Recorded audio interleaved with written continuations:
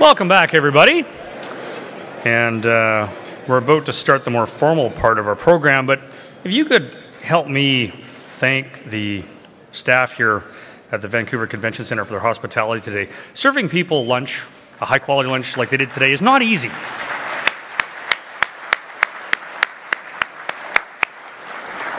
And we'd like to thank the Convention Centre for their hospitality today. So now, I have the pleasure to announce the winner of the Air Canada Door Prize, which is 2 round-trip economy class tickets to any Air Canada scheduled destination in North America, including Hawaii, Mexico, and the Caribbean.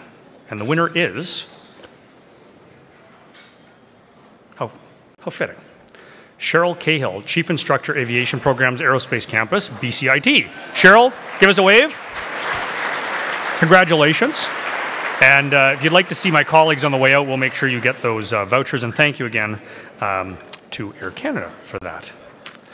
I would now like to introduce the chair for our meeting to preside over the rest of the program today. An organization driven by volunteers. For those of you that don't know, we have a board of 36 individuals and an executive committee of 11 that meet very regularly to provide us as management direction on how to make sure we are successful. And Lori Matheson is the president and CEO of the Chartered Professional Accountants of British Columbia. She's the senior vice chair of the board, which is, in lay terms, the incoming chair. So she's going to be chair of the board next year. And I can confirm for you that Lori spends many, many hours, volunteer hours, working with us at the Board of Trade to help us be successful. And at a professional level, Lori's been elected as a fellow of the Chartered Professional Accountants of British Columbia, has been recognized by best lawyers in Canada in the area of tax law, and serves as governor of the Canadian Tax Foundation. Could you please help me welcome Lori to the stage? Lori.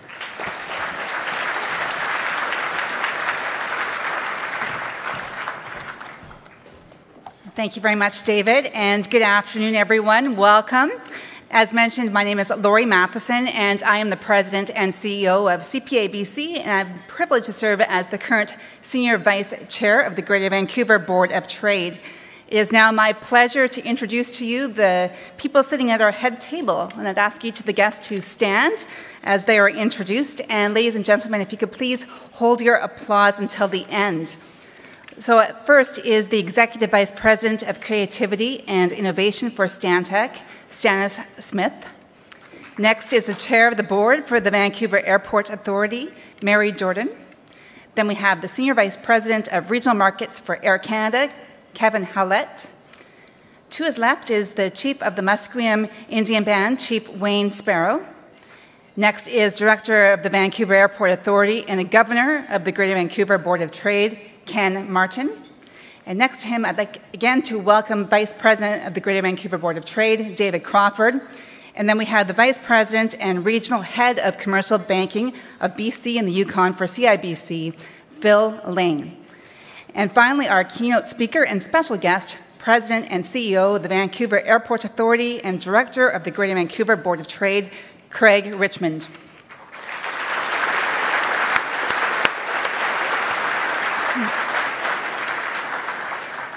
So we have a few special guests with us here today who I'd like to recognize. And once again, I'd like you to please hold your applause until the end. We have the Consul General of the United States Consulate in Vancouver, Catherine Denani, Governor of the Greater Vancouver Board of Trade, Tim Manning, Principal of the Mistel Group and Vice Chair of the Greater Vancouver Board of Trade, Evie Mistel, Partner of Lawson Lindell and Director of the Greater Vancouver Board of Trade, Rita Andrioni, David Hoff, Vice President, Communications and Public Affairs, Ledcor, and Director of the Greater Vancouver Board of Trade, and President of Twin Brook Developments Ltd. And Chair of the World Trade Center Committee, Robin Deere. Ladies and gentlemen, please welcome our special guests.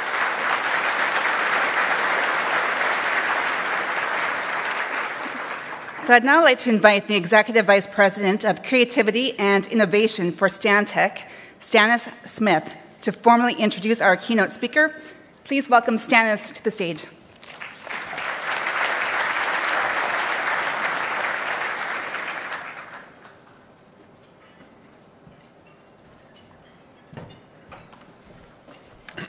Thank you, and good afternoon, everyone. It's been our pleasure to support this lunchtime event for many years. Okay, thanks, Craig. Okay. How can I top that? But I'm going to try. As I was trying to say, it's been our pleasure to support this lunchtime event for many years because of the role that YVR and its affiliate companies have had in enabling Stantec to become a center of design innovation and excellence here in Vancouver. 25 years ago, we began the design of our first airport project, the Vancouver's International Terminal. And this was the project that launched our global airport practice, and since then, we've designed over 40 airport terminals worldwide. The distinguished architecture critic Trevor Bodie recently approached us to publish a book on our key airport projects. And the official launch for that book occurred last week. And as you may have noticed, there is one copy of the book on each table, hot off the press. It features YVR as well as many other airports around the world. So we would like to give these books away to avoid any disputes over who gets the book at each table. It goes to the person at each table who's taken the most flights from YVR in the past year. So to repeat the contest, the book goes to the person who has taken, and Craig is not eligible. This is a self-reporting exercise. So knowing the caliber of the leaders in the room, I'm sure that there are not going to be any disputes and nor any need for independent auditing. Craig warned me that the meeting would get out of hand at this point, so this is my retaliation. If you're not lucky enough to win the book at your table, I encourage you to go on Amazon and buy copies because it's time that that Fire and Fury was bumped off the bestseller list. So.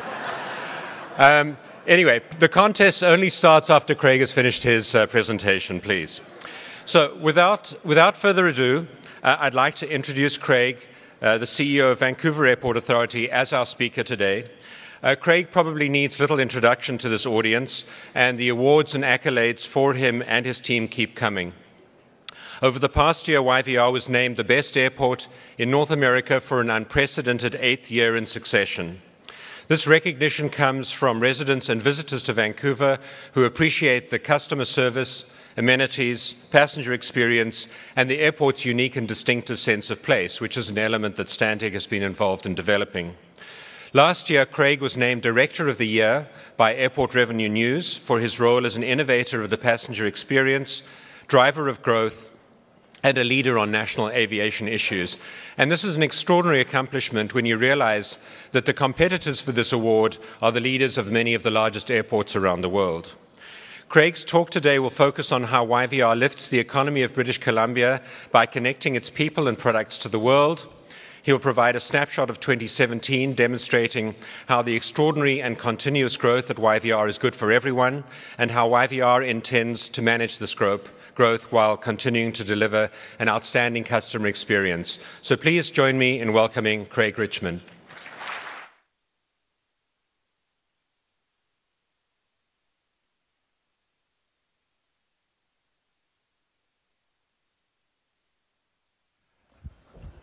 Well, thank you, Stannis, and thank you, Stantec and CIBC for being sponsors.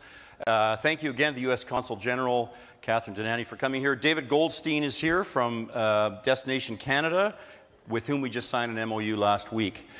Well, it's my 5th time up here talking to you. Always exciting, and we like to keep it fresh. So let's talk about how YVR and Lyft are connected. Let's use the magnificent 787 as the aircraft. You all recognize it. Carbon fiber, goes 15,000 kilometers. Beautiful experience. Now, Lyft, of course, as we know, is designated by the coefficient of lift. There are 4 forces: lift, drag, gravity, and thrust. Lift is very important. Lift, of course, coefficient of lift times the density times the velocity squared times the area of the wing over 2. If you don't have wind tunnel data or fluid dynamics, you can approximate a thin airfoil by the coefficient being 2 times pi times the angle of attack in radians. Now here's where it gets interesting. Bernoulli explains part of it. I think the Coanda effect explains part of it. And then, of course, there's Newtonian physics, all that air being pushed out the back. And then, oh, I'm sorry, I forgot where I was. Scratch all that. Let's talk about how YVR lifts British Columbia. Lifts British Columbia in terms of dreams, aspirations, and business. Now, this is a big topic, and I'm going to need a little bit of help. So what we've done is we've got some really expert speakers from around the province. First, Sam Samadar, the director of Kelowna International Airport. Hey, Craig, buddy. Great to be with you here today. The next, James Henderson, the president and COO of Vigilon. Hi, Craig. Thanks for having me. Mr. Scott Jacob, principal from Jacob Brothers Construction. Hello, Craig. Thank you very much for including me today. Ms. Penny Wilson, the chief marketing officer of Hootsuite. Thanks, Craig. Nice to be here. Ms. Ruby Ng, the executive director of Disability Foundation. Hi, Craig. I'm honored to be here. And Wendy Grant-John, counselor from the Musqueam Indian Band. Hi, Craig. Nice to be here with you today. So they're going to help me as I give you the whole picture of what's happening at YVR. But first, let's talk about our exceptional growth. Over the past 5 years, we've been lifting a lot of passengers. And last year, you might have seen in the paper, 24.146 million passengers. That's a lot, 8.4% increase over the year before. Almost 1.9 million passengers, and the year before that, 2 million more passengers. So we're actually way above where I was here last year telling you we see 31 million passengers at YVR by 2022 on the medium forecast. Now, why is that happening? Why are we growing so quickly? Well, I think the economy is strong in BC and in the States and around the world, and that's always going to buoy air travel. I think part of it's got to be our Connect YVR rates and charges, which are amongst the lowest in North America for air carriers. That has resulted in new destinations, a lot more frequencies to those destinations, and higher load factors. Now, load factors are how full an aircraft is. So in the past, 75% was great. We're seeing 91% full to Europe, 86% full to Latin America. These are incredible numbers. One other point, to London in the summer. We have 1,500 seats out of here and 1,500 seats back. 6 full flights a day to London out of little YVR. It's amazing. Global aviation's up 64% in the last decade, projected to double in the next couple of decades. And if I sound a little startled by this, well, I am, because YVR is the fastest growing international airport in North America. And what does this growth look like? Where does it come from? What sectors are really working? Well, all of them, but let's start with domestic travel. Domestic, last year, up 5.4%. And WestJet, incredible new service to Comox and Nanaimo, increased service to Fort McMurray, to Edmonton, to Calgary, and to Fort St. John. They had an incredible year. Air Canada, they have an extensive domestic network. They had new service to Yellowknife. And Kevin Howlett, thanks you and your team for being here, and thanks for being such an incredible partner of ours this past year. We also welcomed Flair Airlines. They couldn't be here today, and they have service to Kelowna and Edmonton. But Transborder was an even better year, and especially for our partners at Air Canada. Transborder was up 9.4%, and Air Canada had new services to Dallas, to Denver, to Boston, increased frequencies to LA, San Jose, much anticipated service to Orlando, and they announced Sacramento for May of this year. Our mission, of course, is to connect BC proudly to the world, so international traffic is important, and it was up hugely, 13.1% growth. 11 new and additional services, 2 new carriers, and all markets internationally saw very strong growth.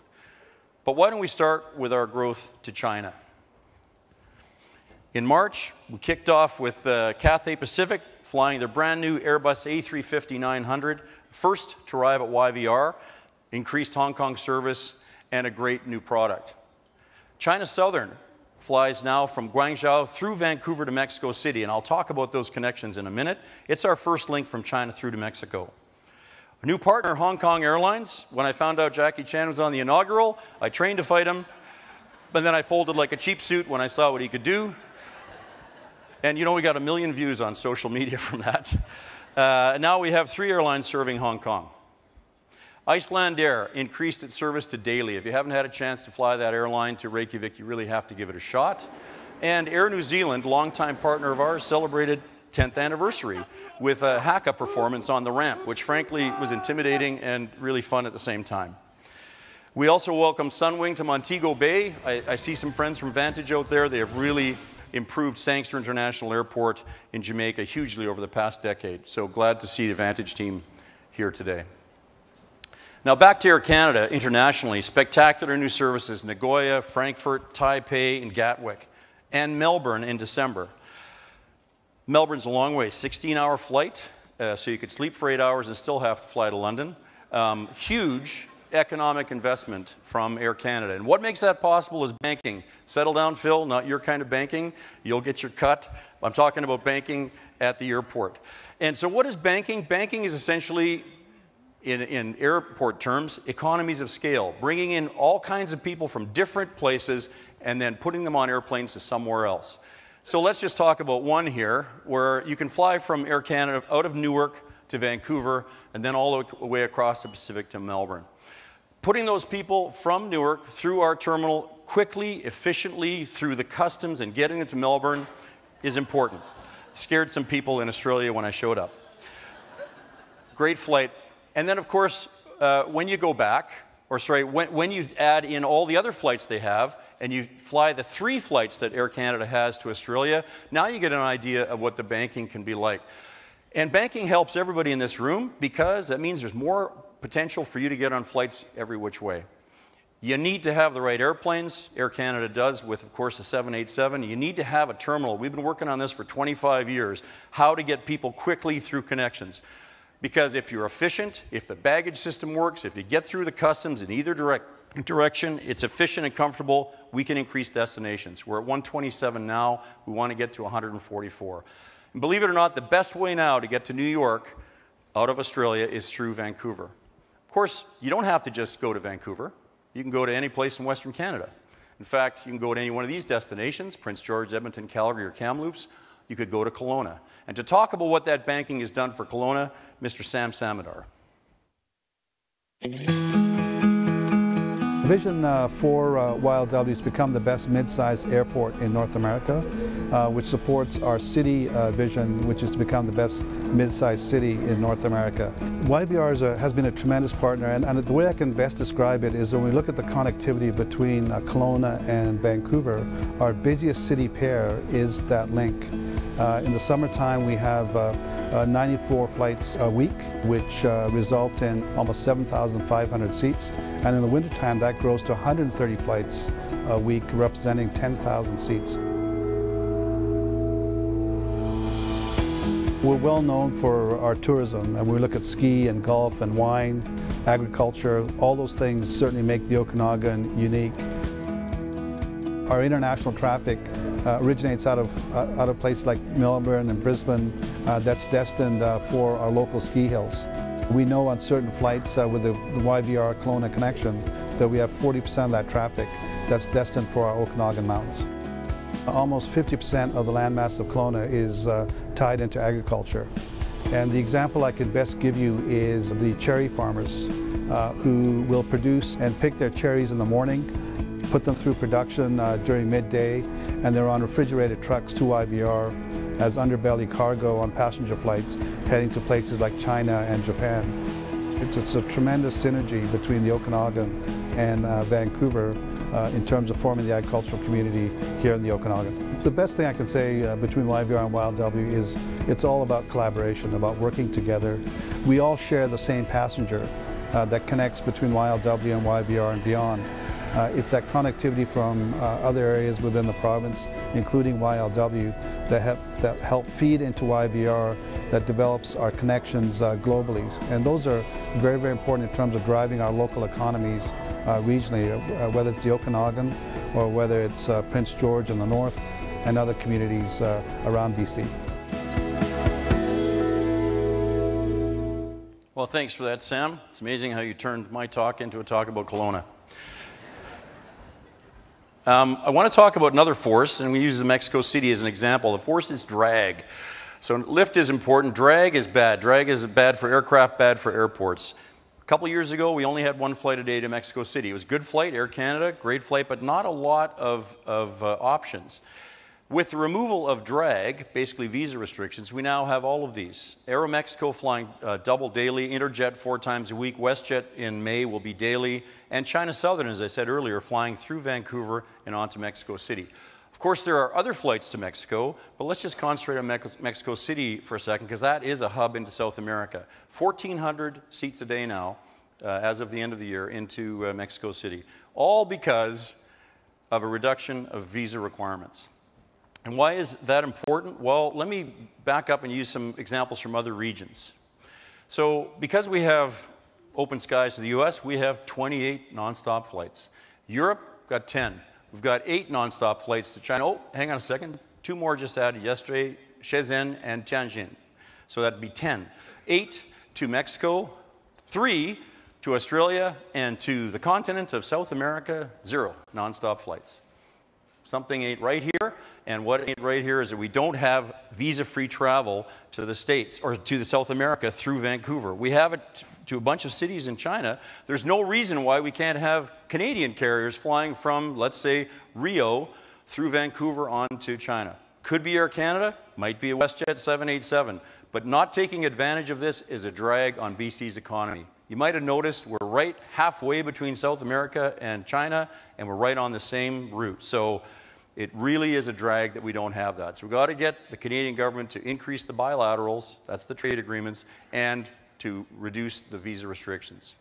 Now, every plane just doesn't carry people, it carries cargo. And each destination adds a new opportunity for British Columbian companies to sell their goods around the world. And these new aircraft have tremendous cargo volume in the belly of the aircraft. This last year, we grew to 313,500 tons. That's 10.8% of cargo. Now, a lot of that was perishables like cherries or crabs or gooey duck clams, but that's not all. There's a lot of high-tech products getting onto our airplanes. And to talk about that, about their high-security systems, we've got James Henderson from Avigilon. The history of Avigilon is quite interesting. We were founded back in 2004 locally here in Vancouver, and since then we've really gone from a local manufacturer of video surveillance products into a global success story. We began really developing just video surveillance solutions, but have really expanded our product portfolio. And today we're a leader in artificial intelligence, delivering platforms that provide a greater level of learning and understanding of the environment, and are able to actually provide people the information they need to react. So really we've diversified our portfolio and continue to expand in the marketplace, allowing our customers to really solve real-world problems with unique advanced technology. We knew we wanted to manufacture our own products, but when you move into the manufacturing space, it's important that you're able to bring in materials and that you have access to be able to ship and receive things quickly and effectively. Being located close to YVR was an important part of our process in the selection. We ship a massive amount of product throughout the globe. So we're talking tens of thousands of units that are moving in and out every single month for us. And as a company, we need to make sure that as we continue to scale, we are close to the resources that we need, such as YVR, to help support that scale.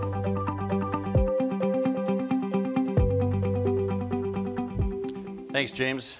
That's a great picture. That, my friends, is the biggest airplane in the world flying at YVR. So you see we're growing. You can see how we're a big part of BC businesses. But this growth comes with issues. I refuse to call them problems. They're growth issues. We've had to think of some innovative ways to get around it. The first you're going to notice, busing operations. This is actually pretty common in major hub airports around the world: Hong Kong, Frankfurt, Amsterdam, Singapore. We call them remote stand operations. Basically, you park an aircraft on a piece of concrete, you drive a bus out to the airport. It's a nice luxury bus. It's also electric. People get on the bus, and coming in is great because we drive you right to the back of customs. It's actually faster than walking through the terminal. Going out, you get on a bus and you head to the airplane. Why are we doing this? Because it's about a quarter the cost and it's a lot faster. So about $12 million all in for the concrete and the equipment to do a busing operation, about $50 million to build a gate attached to the terminal. We're doing that, which I'll talk to you in a minute, but again, in order to keep up, we have to do a lot of busing. I promise you, you'll like the experience. We have a great team in charge of it, and to show you one example of what we've done, the Avi ramp. So instead of going up stairs into the aircraft. You go up a nice, slightly sloped ramp all the way up to the aircraft. So if you're towing a bag, or you've got kids with you, or if you're a wheelchair user or have some other walking disability, it's a lot easier to go up. It's also covered, so you're out of the weather. We have a new concept we're putting in front of our board right now. I just want to orient you to the map. This is the terminal building. The middle part is the customs. That's the international wing, transborder, and the hotel. In order to make some more RSOs, we're going to punch a taxiway through into what used to be our parking, our jet set parking, and we'll be able to park 10 aircraft on the east remote stands. And what that'll do is that'll allow us to operate 10, if we need to, 10 busing operations simultaneously. Now, this removes 2,000 parking stalls. So our very, very clever folks at Parking and Ground Transportation are going to turn the jet set parking, which you use a lot and you book online now, into a valet product. So the concept is, this is just the concept of the building, you'll book online, you'll drop your keys off, all undercover, get on a bus up to the terminal. It's a neat concept. It's like you can park and fly. But rest assured, there'll be lots of parking options going forward. In the terminal, we've had to continue to improve our processes. Our primary inspection kiosks, we're the first airport, big airport in Canada to put them in, compatible with almost 100% of passports. We've also sold 1,300 of them around the world to airports and seaports. Of course, all that money comes back to help run the airport. I'd like to have a shout out to Madonna Ratty and John Lindy. Where are you? From CBSA. Thank you so much. We would have really been in trouble without these this summer because they don't get enough people. We had 4,000 people an hour arriving into customs this summer. You'll remember last year talked about our ambitious capital plans, the expanded center option. Well, we're moving as fast as we can. In fact, we're spending $1.7 billion in the next 3 years, $500 million this year alone. This includes a lot of major projects like the D Pier expansion, which is international. I talked about this last year. Really beautiful West Coast feel, an island in the middle of it, digital art, energy saving, really exciting new food and beverage and amenity opportunities. The Central Utilities Building is the next thing we'll talk about. It's not as sexy, but it's really important because we are the biggest building in BC and we have to heat and cool it. So located in that building will be a geothermal plant, which will really help us and help us reduce our greenhouse gases. Also, it will have a lot of electric backup power in there. You might have heard of airports that had some problems in that area.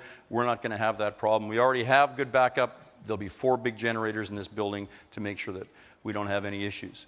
We're also building another parkade because we need it, 6 stories.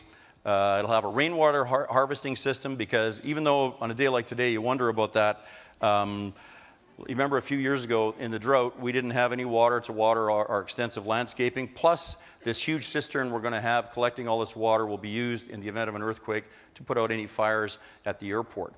There will be electric vehicles up to more than 10% of the stalls, and there'll be a guidance system inside, so there'll be a little green light above every empty stall in both parkades. So that'll reduce both emissions and frustration. And it'll connect to the existing parkade. We haven't come up with a design yet. These are just conceptual about Pier F, but certainly we will have to expand the Pier F side of the terminal starting very soon. Currently just conceptual. We'll have to close the value lot to build this geothermal plant, but we've actually started building another parking lot. You might have seen it. It's almost ready out by the Templeton station. Really nice, quick 3 or 4 minute rail ride to the terminal. Things you don't see, the runway and safety areas. We put $150 million into these safety areas in the unlikely event of an aircraft overshoot or underrun.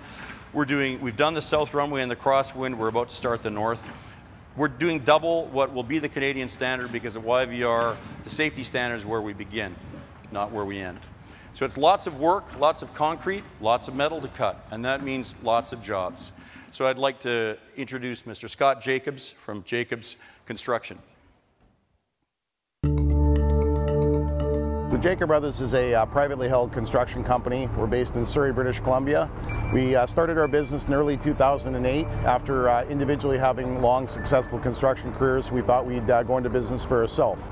Companies specialize in heavy civil construction as well as building construction. We do a tremendous amount of work for various levels of government, blue chip companies, and also companies like YVR.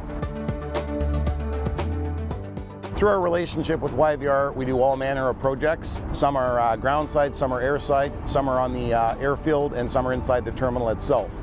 We recently finished the runway and safety arrangement project, which is a airfield pavement extension project. One other example is the project we're on now, which is the Templeton South parking lot, where we're building critical infrastructure for part of the airport's redevelopment. So YVR has become an excellent client for Jacob Brothers Construction. It provides local projects. Many of our employees live and work in the Greater Vancouver area and appreciate the opportunity to work so close to home on exciting projects such as we have here at YVR.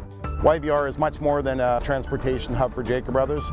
It's a key source of employment, and it's something we value tremendously. As YVR grows, we all benefit. The value of having this amount of construction close to home is just tremendous. Thank you very much, Scott. So for the last third of this, I'd like to actually switch gears a little bit and talk to you about a part of the business that you may not be familiar with. Now, we're a not-for-profit company. We do like to make money because that means we can put it right back into the airport, but there's no profits for anybody. It's a righteous circle to build this great airport. One of the things that I like to say is we live here. People raise their kids here from the airport. We love BC, and so we don't take sustainability as just a word. We're actually committed, the board and management committed to making a sustainable airport. A few years ago, we didn't like where we were, so we started changing that. And on this timeline, or this line of engagement, I should say, you'll see that there's some airports that are market-driven, some that are engaged, and some of our colleagues. And I'm really happy to say that independent third parties have said, we are a leading airport in shaping airport sustainability. It's important to us, and we use it to judge every project. In fact, every project that you saw there goes through what's called a sustainability case document before we bring it forward to the board for approval. As you know, there are 4 pillars to governance, and I'd like to talk about all of them. First of all, of course, talking about economic. That's really obvious, I think, to everybody in this room. We generate 24,000 jobs right at the airport, literally tens of thousands of jobs around the province in tourism, transportation, cargo, hotels, food and beverage, as we bring all these people here. We help facilitate $16.5 billion in output, $8.4 billion in GDP, and $1.4 billion to the government coffers, not an insignificant amount. We also have a AA credit rating, and this financial stability helps us to lift innovation around the province. And if you're a company that has to move people around the world, well, one of the most successful in the technology space from Vancouver is Hootsuite. Penny Wilson would tell you about their experience. Hi, I'm Penny Wilson. I'm the Chief Marketing Officer at Hootsuite, and I'm here at HQ3, which is primarily our marketing team. Hootsuite was founded in 2008 by Ryan Holmes. The headquarters is here in Vancouver, and we've grown from a handful of people to almost 1,000 people around the globe in 15 different offices. YVR is truly a global airport, really helping a company like us to be effective globally. Whether we're out there to visit our customers, or we're bringing customers in, or we're moving employees around the world, this is truly an important hub for us. And I think just fundamentally the experience you get when you walk into YVR, for me as a Canadian, I feel proud, and then when I come back from somewhere, I just feel like it's such a welcoming place. I feel like I'm home. Of all the awards we get, of all the compliments we get, when I hear people say that, I feel like I'm home. That makes me feel the best. So thank you, Penny. Look, we know as an airport we have a big impact on the environment, especially of Sea Island, of the Lower Mainland. So we have big plans in our environmental management plan. We're going to reduce our emissions by 33%, reducing our waste by 50%, and 30% reduction in potable and all water usage. Interestingly, for me anyway, actually that last one is the hardest one for us to do. And I guess I can just put it this way, millions of people and hundreds of toilets. We're still crunching the number on 2017, but I think we did okay. In 2017, we actually did the largest apron install of LED lights in Canada. This is the old lamps, and there's the new ones. And sure, we saved 715,000 kilowatt hours, which is enough to power like 72 houses, but look at the difference working around the aircraft, you know, so you can both save money and increase safety at the same time. We're always looking at innovative ways to reduce waste. We recycle now 19,000 chopsticks a month. They get cleaned, sent to Chop Value, and made into these beautiful products. We actually like to use some of these, tabletops perhaps, in our expanded terminals. We renewed our Level 2 carbon accreditation, which is not an easy thing to do with Airport Council International, and we're working on Level 3, which will include everybody on Sea Island, and we're doing it without any offsets. One of the things I'm very proud of, we were the first airport in the world to be salmon safe. You have to do that every year. You have to be certified. It's an independent organization that wants to make sure that you're restoring, protecting, and enhancing the habitat for salmon. And of course, it's very important for us because Sea Island sits in the middle of one of the most important salmon rivers in the world. Very excited to get this award from the Chicago Department of Aviation, who actually looks around the world and said, your Project Green YVR, where you're helping reduce the footprint of all your partners, was worthy of this award. So let's go to the next pillar, which is social. We live here. We want to reflect the community in which we live. And we are working very hard for traditionally disadvantaged groups. Particularly, let's talk about women. 38% of our board are women, including our chair, Mary Jordan, 40% of the management team, 44% of the executive team, and we're working hard to make that 50%. We have a bargaining unit, so of course men and women in the union make the same wages. We're really working hard to get more women into non-traditional roles. And finally, I'll lay a marker down. I'm very proud of this fact. Men and women in management make the same money, within a very small margin of difference. And if you're a business leader out there, I'd like you to look at yourself and say, can I say the same about my company? And if you can't, why not?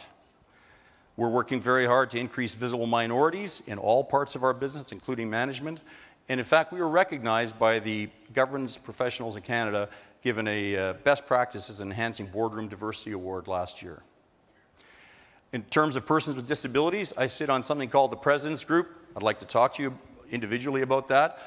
And what we're trying to do is get more persons with disabilities into the workforce and make the airport more accessible. It really opened my eyes as to what an untapped resource persons with disabilities are. We do everything we can at the airport to make the airport accessible. We have, for persons with hearing loss, a new visual paging system, high contrast tiles for people with vision loss, very accessible facilities, including a pet relief area if you have an assistance dog. We're making flying accessible to everybody.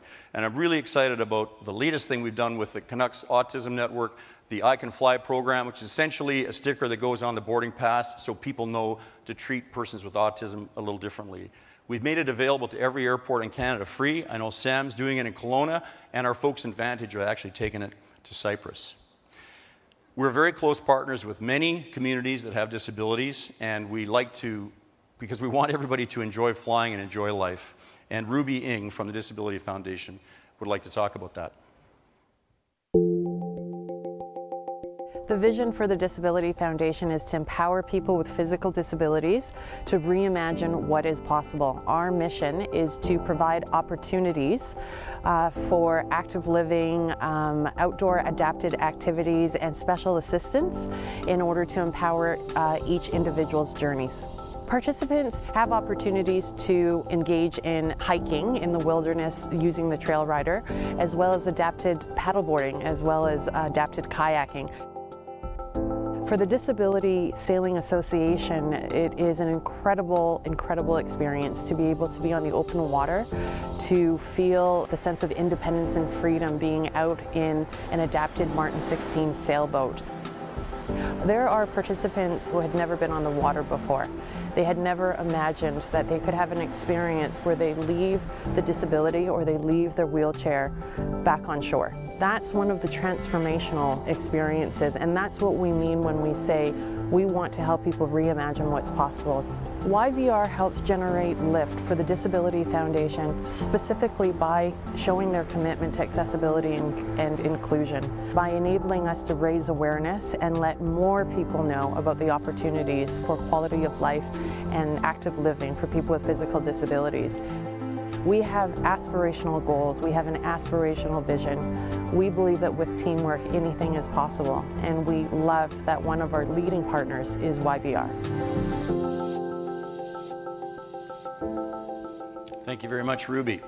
The last pillar is governance, and our role as a community-based airport compels us to try and bring as many people into the community as we can.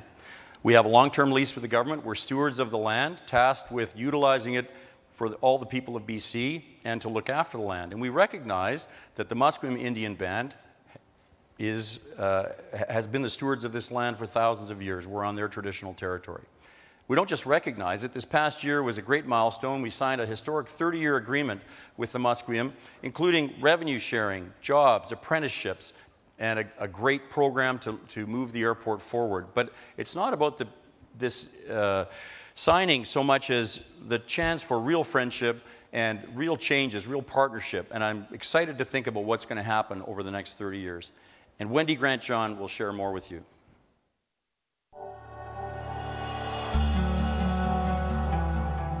Musqueam's vision has always been to maintain our traditional values and ensure that there's a sustainability for our people to be able to live the lives that they have always lived at the mouth of the river, and to ensure that we have good governance that manages all of the opportunities that we have in creating wealth for our young people and supporting our elders. The Sustainability and Friendship Agreement with YVR started many years ago. 2 years ago, we had the opportunity to sit with the senior people at YVR and said, you know, we really want to take this relationship much farther than looking at art and the kinds of opportunities within some of your committees. What makes YVR a really good partner is their willingness to come to the table, take off their preconceived ideas of what an Indigenous community is looking for in a friendship agreement, and listening to what our goals and aspirations are and incorporating that into the friendship agreement that we've put down. It was so emotional for myself, and we brought the elders out to be a part of the signing. It was highly charged emotionally, and one that was such a success, not just for Musqueam, but for YVR, and indeed, I believe, not just for the City of Vancouver or the Province of British Columbia, but for all Canadians to see. If you can come to a table and really look from your heart as well as your eyes, we can create such a beautiful opportunity for everybody to succeed. Well, thanks, Wendy. So, coming down to the end of the speech, we're generating lift for BC. We're growing in spectacular fashion. Now, we don't always get it right. Please don't think that we think that. When we make a mistake, however, we clean ourselves up, we stand up, we move on, and we don't let it happen again. What's the secret? The secret is people.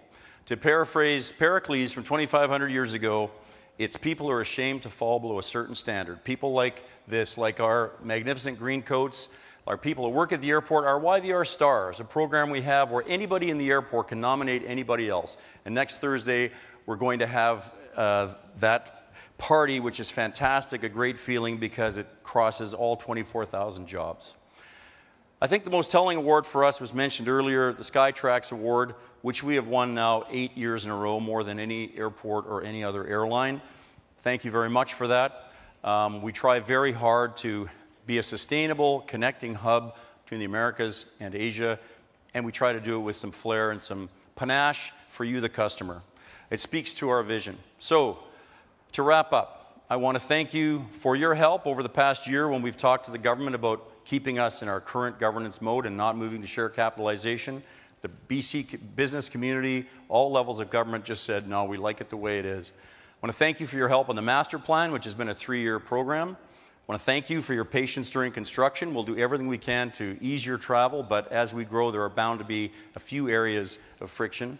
And I want to thank you for another great year. And thanks for being a great audience. That's it.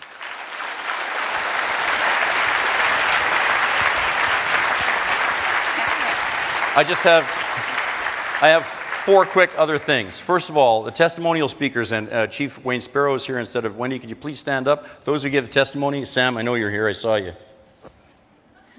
Okay, thank you very much.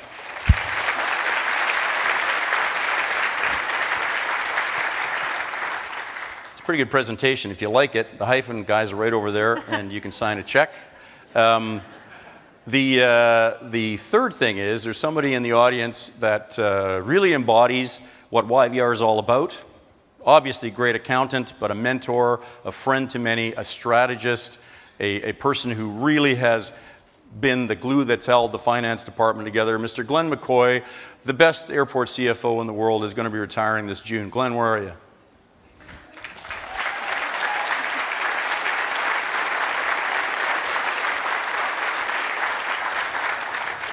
And finally, I know some of you in the front row have been admiring my sexy and savage YVR socks.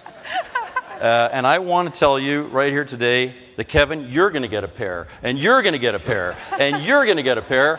If you'll lift the little green thing carefully off the vase, there's a bunch of socks in there for everybody at the table.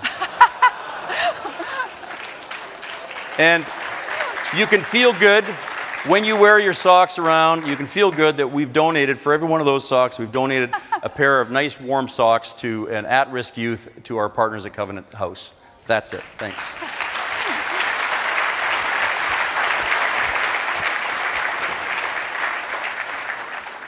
Well, thank you, Craig, for an amazing presentation showing us how you're lifting BC and sharing all the socks. I'm sure on behalf of the room, I'd like to thank you for that. So we're going to move now to a bit of a Q&A. And no questions about math or physics, just questions for Craig about what's going on at YVR. Now, before we launch into questions, I want to just refresh everyone as to how you can participate. Using your mobile devices, you can submit your questions by Slido Live. You don't need to download it, you just log in. And so you go to slido.com on your smartphone, and the event passcode is YVR 2018, and the instructions are right up there on the screen, so you can make sure you participate. And the more you vote for questions, or write your own question, but the more you vote, the more likely that question will be asked. So to start things off, I want to just ask about the future. And you shared with us how we are the fastest growing airport in North America. So what is the prospect of YVR becoming a real global hub for aviation? I think we're already there. We are Air Canada's Pacific hub. The only thing restraining it is some government bilaterals, like I said, to South America.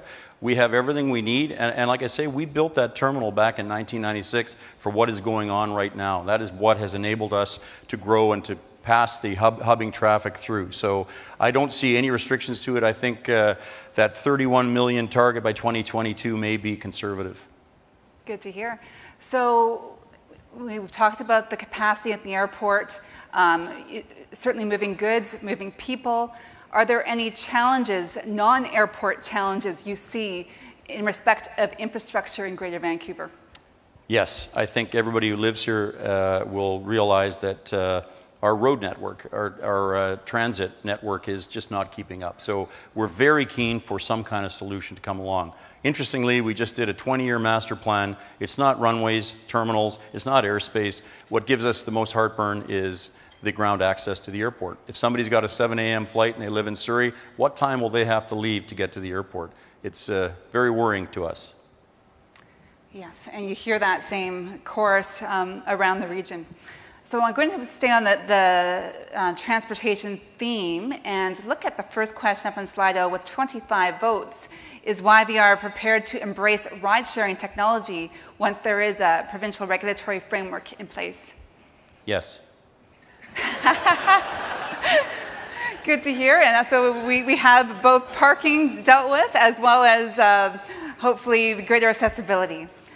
So next question is just about disruptive technologies.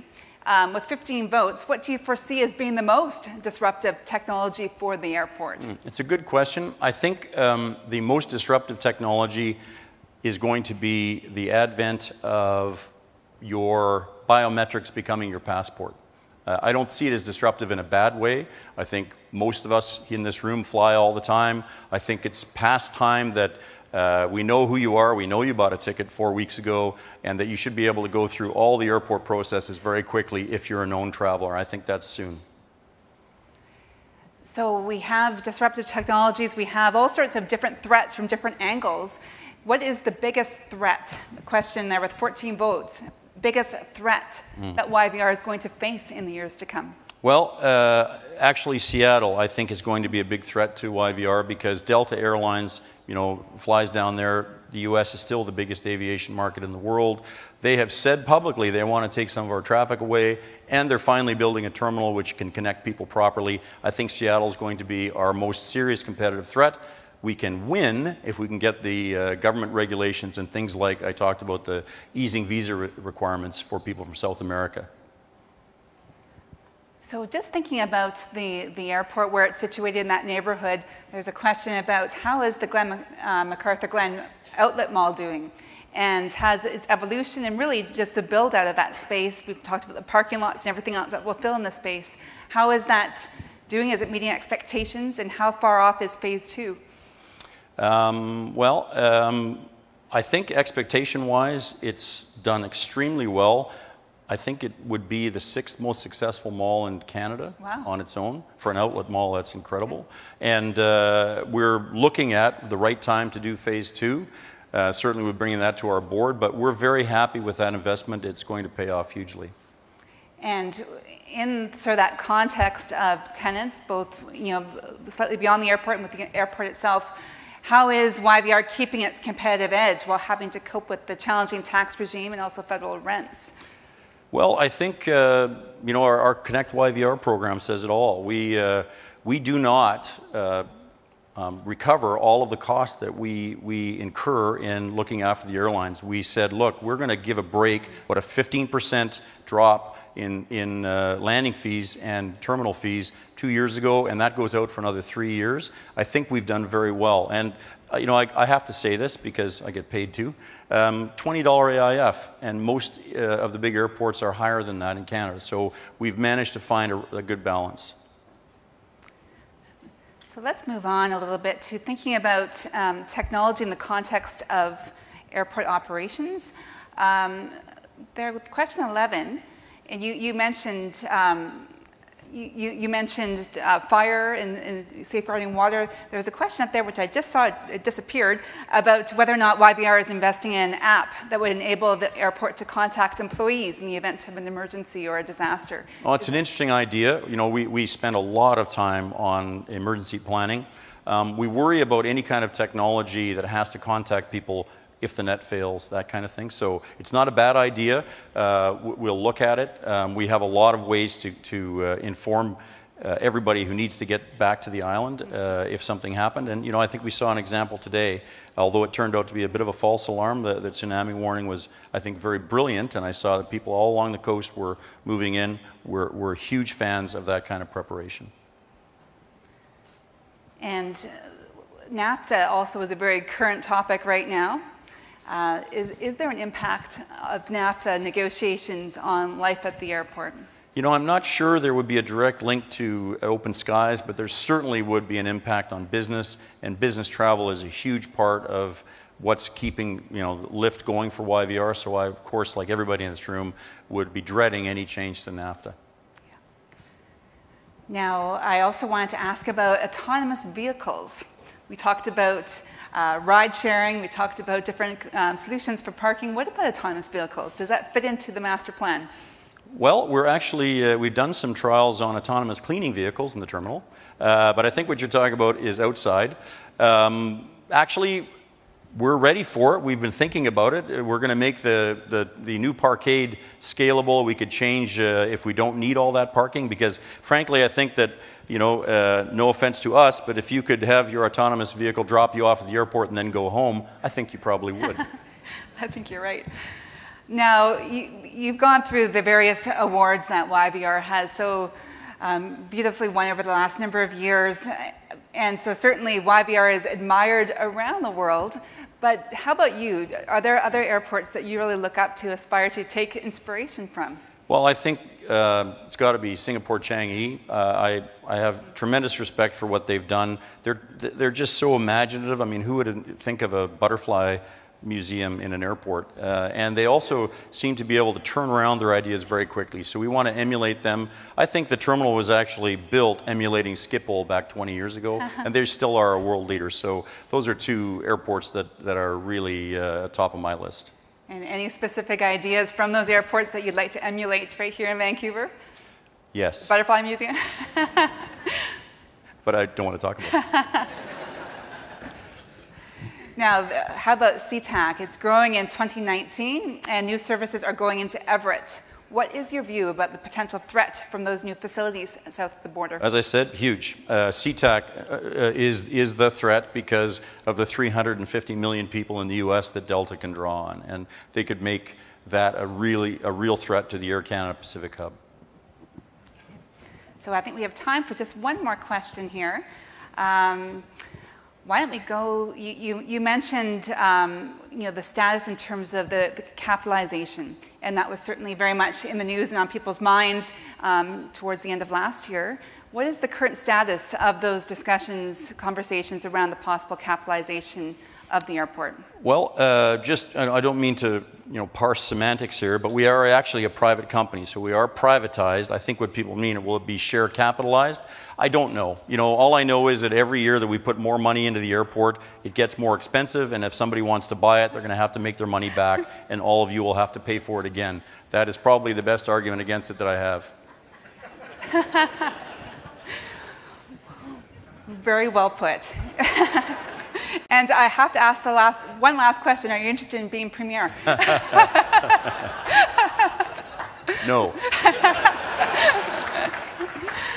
So that's all the time we have for questions. So thank you so much, Craig, for taking time out of your busy schedule to be here.